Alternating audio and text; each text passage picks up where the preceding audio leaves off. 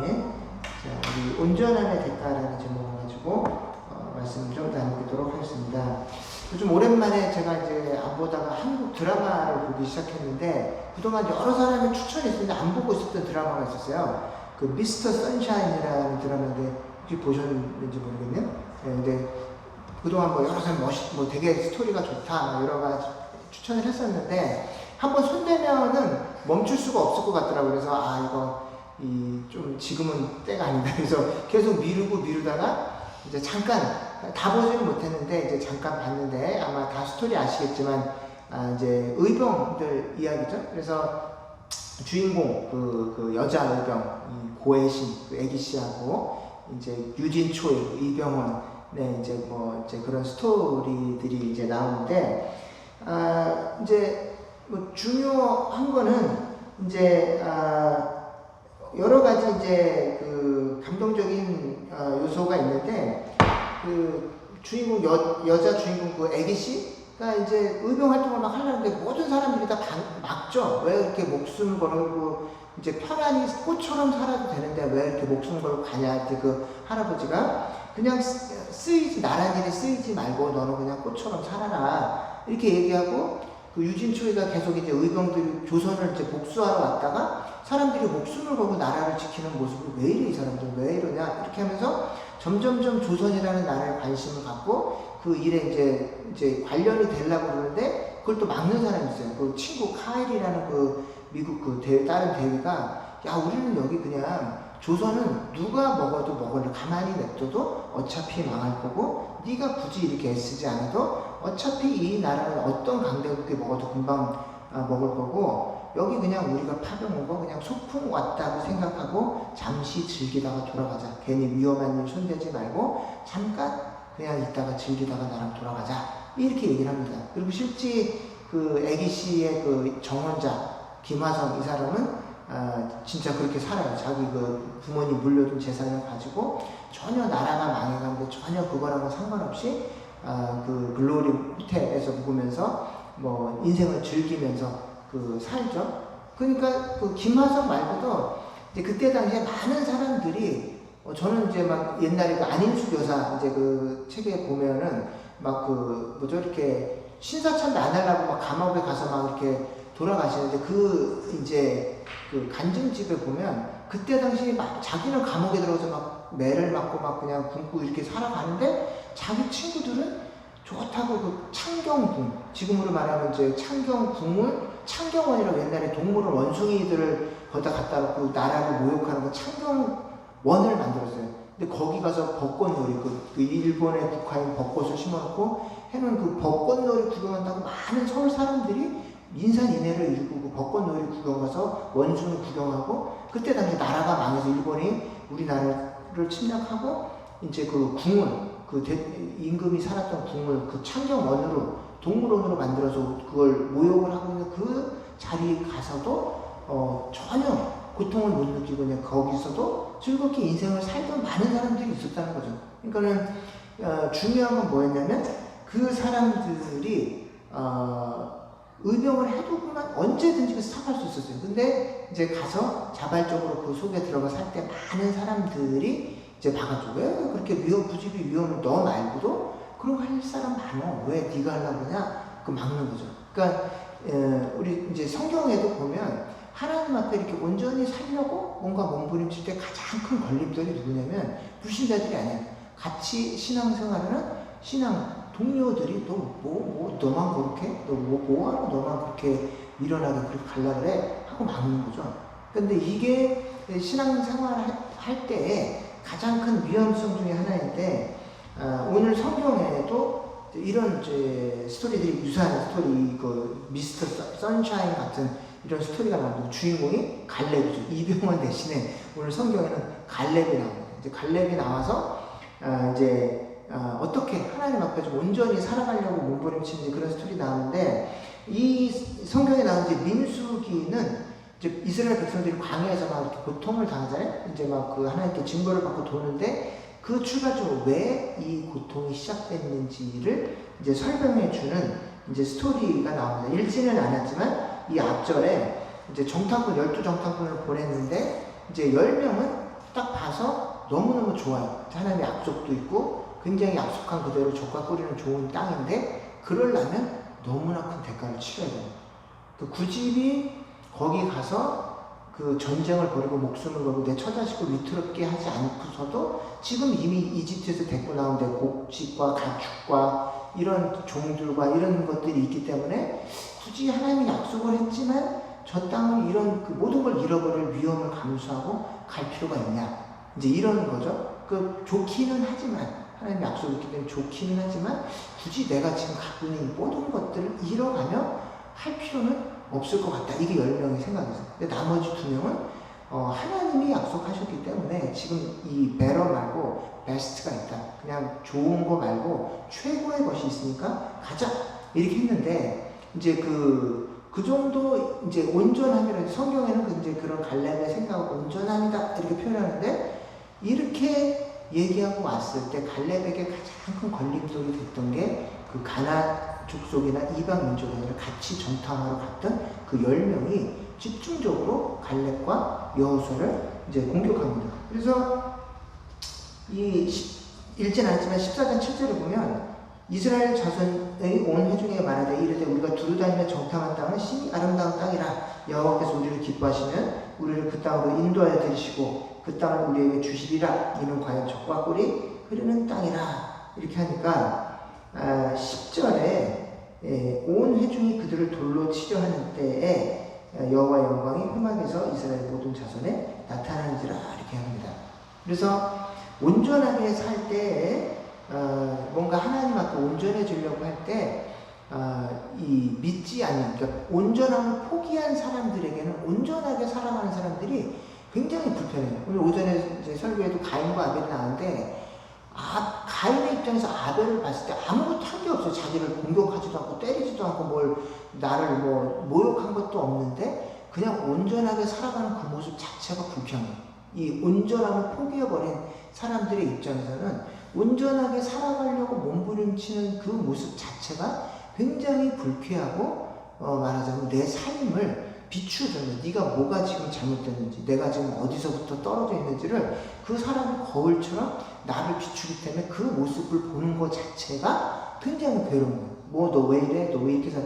이 얘기를 하지 않아도 하나님 앞에 온전하게 살라고 부름받은 모든 백성들이 다 그렇게 사는 건 아니거든요. 어떤 사람은 끝까지 온전함을 지키지만 어떤 사람은 중간에 다 포기해버리거든요. 근데 그 온전하게 살아가는 사람은 그 삶의 존재 자체가 설교예요.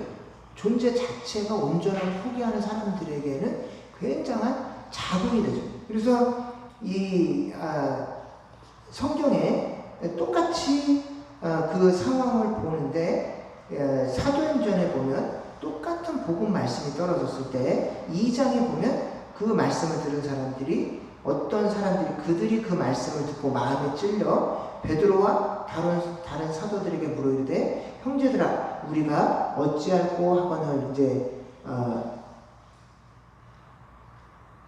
이렇게 됩니다. 그래서 밑에도 노란색 보면 똑같이 하나님의 말씀을 듣고 그들에게 이르되 베드로와 다른 사도들에게 이르되 어찌 형제들아 우리가 어찌할꼬 하거늘 이렇게 되는데 똑같은 이 복음의 말씀 이제 스데반이 적어놓은 그 복음의 말씀을 듣고 사도행전 7장에 나오는 사람들은 그들이 이 말을 듣고 마음에 찔려 그들을 향하여 이를 갈거나요 이렇게 되어 있습니다. 그래서 똑같은 말씀이 떨어지고 자극을 받아도 어떤 사람은 그걸 신앙의 성장의 기회로 회개하는 기회로 하나님을 닮아가는 기회로 사용하는 반면에 어떤 사람들은 불편하니까 회개를 포기하는 그 다음 선택은 뭐냐면 나에게 회개를 종용하는 사람들을 없애버리는 거예요. 그 자리를 떠나든지 그 다음 그 사람들을 교회에서 쫓아내버리든지 그 공동체에서 밀어내버리든지 둘 중에 하나예요. 너무너무 듣기 싫어요. 그 소리가. 왜냐면 그 소리가 듣기 싫어서 둘 중에 하나죠. 하나는 내가 거기를 나가버리든지 또 하나는 그 사람을 쫓아내버리든지 둘 중에 하나입니다. 내가 솟을 때 내가 나가버려요. 그런 사람들이. 근데 그런 사람들이 교회 내 다수가 되버리면 정확한 복음을 전하고 정확한 목소리를 내는 사람들을 쫓아버리는 쪽으로 힘을 발휘합니다. 그래서 옛날에 제가 섬기던 교회에 종탑이 있었어요. 그 종탑이 있었는데 종이 안 울리죠. 그래서 그 담임 목사님 그러시는데, 목사님 왜 종탑에 종이 멀쩡한데 왜 종을 안 울려요? 물어봤더니 종을 울렸대요. 처음에는 그 종탑에 그 종이 뻗쳐주면서 종을 땡땡 울렸는데, 이제 시민들이 컴플레인을 그 시에다가 이제 동사무소에다 컴플레인을 해서 종을 이제 못 치게 됐더니, 누가 컴플레인합니까? 그랬더니 예수 믿는 사람들이 종을 주일날 종을 치지 말라고 컴플레인을 해서 종을 안 치는 거예요. 왜 뭐라고 컴플레인했습니까? 그랬더니 지금은 옛날에는 교회를 다녔지만 지금은 교회를 안 다니는데 그 종소리를 들으면 옛날에 그 교회 이제 시골에서 그 교회당에서 땡땡 치면서 자기를 부르는 그 소리가 떠올라서 괴로워가지고 들을 수가 없다는 거예요. 그러니까 시끄러운 게 아니라 옛날에 자기를 그 교회에서 복음 가운데로 불렀던 옛날의 그 은혜들이 떠올라서 괴로워서 못 견디겠다는 거예요. 근데 그러면 교회를 나와야지. 근데 괴로운 마음에 찔림은 있는데 교회 가기 싫은 거예요. 그러니까 뭐예요? 민원을 넣어서 저 종소리 좀 멈추게 해주세요. 이렇게 되는 거예요. 그러니까는 그 하나님이 여러 방면으로 우리를 부르시는데 그 응답은 다양합니다. 그 응답에 아멘으로 순복하고 내 자존심을 꺾고 내 죄를 내려놓고 내 죄악의 낙을 누리던 많은 그런 삶의 패턴들을 내려놓고 하나님 앞에 가든지, 아니면 나를 부르는 그 목소리를 없애버리든지, 이게 둘 중에 하나인 거죠. 가인과 아벨은 가인이 아벨을 죽여서 없애버리는 쪽으로 이제 그 결정을 해버린 것이고, 오늘 갈렙과 여호수아는 뭡니까? 그 남은 백성들이 갈렙과 여호수아를 돌을 쳐서 죽여버려요. 왜냐면 내가 갖고 있는 기득권, 내가 누리고 있는 이 안정을 위협하느니 차라리 둘만 없애버리면 내가 지금 하나님도 믿는 체도하고, 내가 믿고 있는 그 인맥, 그 이스라엘 공동체의 내 포지션도 유지하고, 그리고 내 사회적인 안정도 유지하고, 둘 다를 서로 누이 좋고 매고 좋고 가면 되는데, 왜 굳이 네가 하나님 말씀을 들먹어 가면서 우리를 전체를 다 위험하게 만드냐 하고 이제 돌로 치려고 하는 거죠. 그러니까 이게 이제 온전함을 따를 때 치러야 되는 대가예요. 그래서 우리가 교회를 다닌다고 다 갈렙처럼 온전하게 사는 게 아니고, 온전하게 살기로, 하나님의 뜻대로 살기로 결정하는 순간 제일 먼저 치러야 될 대가가 있는데, 교회 안에서 많은 수의 여러분들의 친구를 잃어버릴 각오를 해야 돼요. 그것도 그렇게 나랑 친하게 지내고 그렇게 사이좋고 편하게 지낼 수 있는 그 사람들이, 여러분들이 복음을 붙들고 하나님 앞에 대가를 치르고 살기로 선택하는 순간 굉장히 낯설어질 거예요. 그 사람도 여러분들의 가족이 될 수도 있습니다.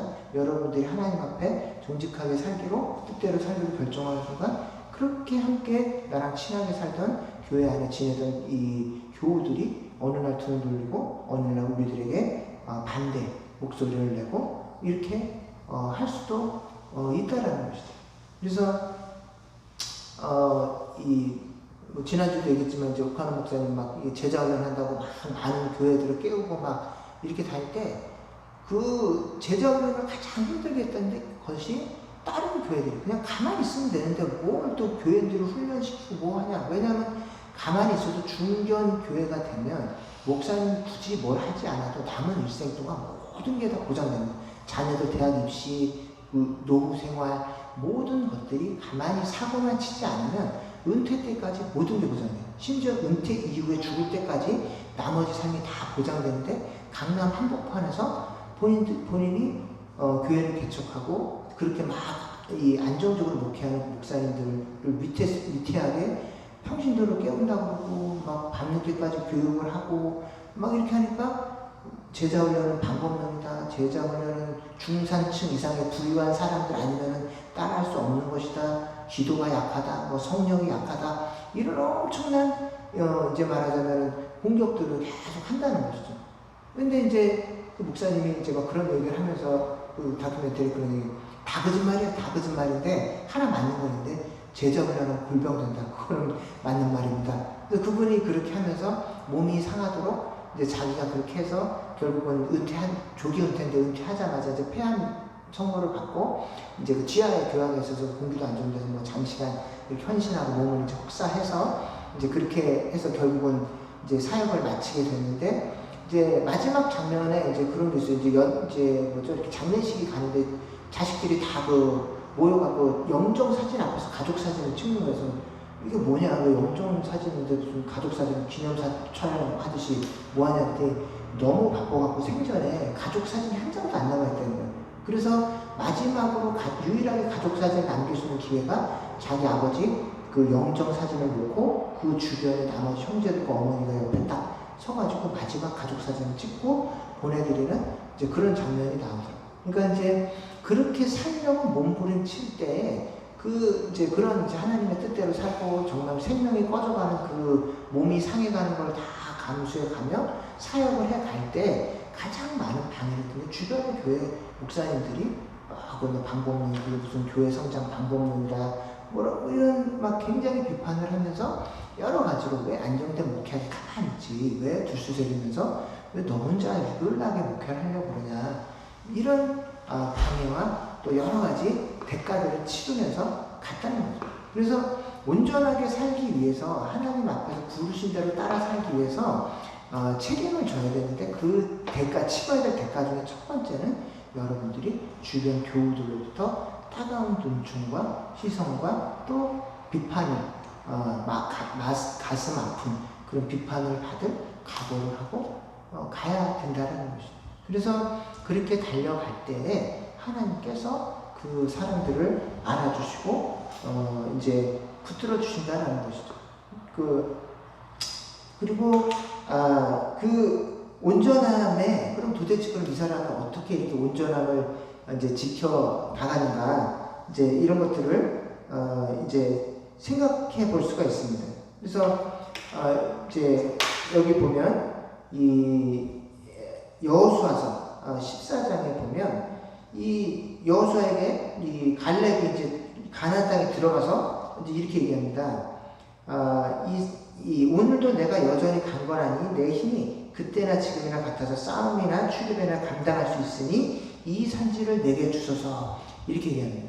그래서 40년이 지났어요. 하나님께 약속을 받은 지 이제 갈렙이 40년이 지나서 이제 다 늙고 이제 85세, 그때가 40대 중반에 하나님께서 정탐꾼의 리더로 세워가지고 이제 보낸 거죠. 그래서 이제 그때 갔다가 정탐을 타고 돌아왔더니 이제 백성들한테 돌을 맞을 뻔하고 이렇게 했는데, 이제 그때 이제 모세가 이제 하나님이 주신 약속이, 그러나 내 종 갈렙은 그 마음을 그들과 달라서 나를 온전히 따랐은즉 그가 갔던 땅으로 내가 그를 인도해 드리리니 그의 자손이 그 땅을 차지하리라. 그 약속을 40년 동안 그 약속을 하나님 주셨는데 40년 동안 마음에 품고 있다. 가나안 땅에 딱 들어갔는데 땅을 이제 막 배분하는데 아무도 안 가려고 그러는 땅, 해보는 땅, 산지고 안악자손 있고 너도 나도 안 가려고 그러고 넓은 땅 달라고 그러고 우리는 수가 많으니 저기 막 좀 편안한 데 달라고 할 때 85세 된 노인이 저 산지 나를 주세요. 난 아직도 건강하고 아직도 싸움만 하고 아직도 해볼만 합니다. 저 산지는 제가 개척하겠습니다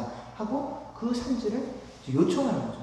그러니까 이제 뭐 어떻게 이 사람이 이렇게 80대까지 건강하고 튼튼하게 살아. 저는 이제 사실 그 부분이 좀 사실은 궁금했는데, 그 40년 동안 그 광야를 돌 때 언제 가나안 땅에 들어가게 될지, 내 동료가 그때 살아있게 될지, 내가 그때까지 건강할지 아무런 미래도, 지금 이 코비드 상황하고 똑같아요. 이 코비드이 진짜 끝날지 안 끝날지, 교회가 다시 이 회복이 될지 안 될지, 그리고 이 캐나다 삶이 어떻게 될지 아무것도 안 보이는데 갈렙은 40년 동안 자기 몸을 준비하고 있어요. 갑자기 85세 하나님이 성령의 능력을 주셔서 갑자기 쏟아진 게 아니라 그 40년 동안 하나님 저 땅 주신다 그랬지, 그 땅 들어가면 내가 계속 활동해야 되지, 그러려면 난 어떻게 해야 돼? 난 계속 준비해. 아무런 희망과 미래가 보이지 않는 그 40년 동안 본인이 가나안 땅 들어갈 것을 믿고 가나안 땅 들어갔을 때 어떻게 개척해야 될지를 생각하면서 자기 몸과 정신을 40년 동안 계속 준비하고 있었던 거예요. 그러니까 갑자기 40년이 지난 후에도 나 계속 싸울 수 있고 저 땅 제가 올라갈 수 있으니 가장 힘든 땅 저거 다 주세요. 제가 가겠습니다. 이러고 가는 거예요. 우리가 생각하기에는 하나님 특별한 은혜를 주셔서 막 갈렙이 총력을 받아서 막 뛰었다고 생각하지만, 제가 목사님 어디도 갈렙이 갑자기 성령의 은혜를 받았다 이런 기록이 없어요. 한 가지 그 사람 칭찬해준 기록인데, 언제든지 갈렙을 얘기했을 때는 그 마음이 온전한, 여호수아와 갈렙은 그 마음이 온전하다라는 라는 이제 그 얘기를 계속 6번이나 성경에 나오는데, 갈렙을 언급할 때 항상 이 온전할 때, 그러니까 마음이 나누어지지 않고 그 한 번 목표를 줬을 때 그 마음을 타협하지 않고 40년간 계속 몸과 마음과 정신을 준비해서 하나님이 딱 타이밍 왔을 때 그 타이밍이 해서 내가 정말 본격적으로 일해야 될 때 그 준비한 그걸 쏟아내는. 그런데 이게 하나님이 주신 그 온전함의 이제 비결인데, 우리도 이제는 이제 코빗 상황이라 우리가 하나님 코빗이 없어지게 도와줘요. 교회가 부흥되게 도와주세요. 이 캐나다 땅에 하나님의 성령의 기름 부으심이 있기를 원합니다. 뭐 서리 지역에, 밴쿠버 지역에 막 이렇게 지역을 놓고 기도하고 사람들을 놓고 기도하는데 중요한 건 우리가 준비를 하지 않고 있었다는. 하나님 저 건강이 좀 필요해요. 저는 좀 하나의 특별한 은혜가 필요해요. 근데 코빗이 닥치고 상황이 바뀌질 않으니까 이게 언제 바뀌겠어? 이 교회가 회복되겠어? 내 건강이 따라가겠어? 이런 좌절이 계속 드는 거예요. 그래서 지난주에 놀이공원 한번 갔다가 막 죽을 뻔했어요. 와, 체력이 이렇게 바닥인 거예요. 오늘 갈렙을 딱 봤는데 85세가 돼도 튼튼한 거예요. 뭐지 이거? 왜 하나님이 특별한 은사를 왜 이 사람한테만 준 거라고? 그래서 이제 그 본문을 붙들고 스토리를 보고 찾아봤더니 40년 동안 한 번도 이 사람이 초능력적인 은혜를 받았다 이런 기록이 없어요. 한 가지 분명한 건 이 사람 마음이 40년 동안 한 번도 변하지 않더라. 40년간 내 종 갈렙이 온전히 지내기 때문에 내가 이 땅을 주는 거예요. 하나님의 특별한 은사를 줘서 이 땅을 주는 거가 이게 아니라 갈렙이 40년 내내 그 처음이나 지금이나 그 마음이 온전하였으므로 내가 이 땅을 너에게 주노라. 이렇게 본문에 나옵니다. 그래서 하나님 우리에게 복을 내려주실 때 우리 기능이나 어떤 재능이나 체력을 보고 주시는 게 아니라 하나님 앞에 그 미래에 주신 그 약속이 아무런 희망이 보이지 않을 때도 그 미래를 준비하고 있던 그 사람들에게 타이밍이 왔을 때 주시는 거예요. 그래서 그럼 내가 정말 코빗이 끝난 다음 준비하고 있나 봤을 때 이 갈렙처럼 준비하고 있지는 않더라고요. 그래서 이제 다음 주에 제가 또 정말 존경하는 멘토 한 분을 이제 만날 건데, 이제 그분이 지금 한 60대 중반에 70대 다 돼가는데 40대 중반에 회심을 하셨어요. 캐톨릭을 믿다가 이제 기독교로 와서 이분 이제 메카닉 이제 자동차 정비 공무원인데 하나님 너무 은혜를 받아서 이분이 거의 1년에 한 4만 불? 뭐 지금 몇 년간 지금 선교 다니면서 자비랑 다 이제 자기가 이제 인도 선교를 다니면서 번 모든 돈을 거의 다 선교비를 쓰고 이제 사시는데, 이제 평신도인데 선교 공부를 자기가 계속 해가지고 언제 쓰이겠어요? 50대, 60대 됐는데 목회자가 될 것도 아니고 그 다음에 어디 갈 것도 아닌데 계속 성경 공부를 해서 이제 그 선교단에서 그냥 평신도 선교사로 성경 공부 속으로 이제 성경 공부반 이제 구역장 같은 걸 하시는데, 지금도 평균 한 30명, 40명 온라인으로 모이고, 안 그럴 때는 평균 자기가 인도하는 성경 공부반 주중에 4개에서 5클래스가 있습니다. 근데 자기는 그냥 평균 선교사라고 자기 부인은 이제 카운슬러로 일하는데, 이제 미래를 이분이 목회자를 쓸지 선교사를 해외에 크게 파견될지 이런 걸 보지 않고 하나님 은혜를 주셨기 때문에 이 받은 은혜, 내가 보는 이 성경 조금 더 잘 알고 싶다.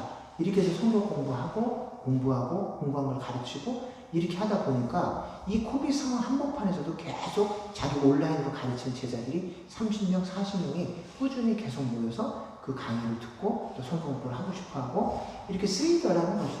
그래서 상황이 어떻게 바뀌든지 하나님은 변하지 않고, 우리가 어떤 비판을 당하고 뭐 니네만 거룩하냐, 니네만 뭐 이 코빗 상황에서 뭐 하냐 이런저런 소리가 들려도 때가 되면 준비된 만큼 하나님이 이 환경이 되면 또 타이밍이 되면 다 사용을 하시더라는 것이죠.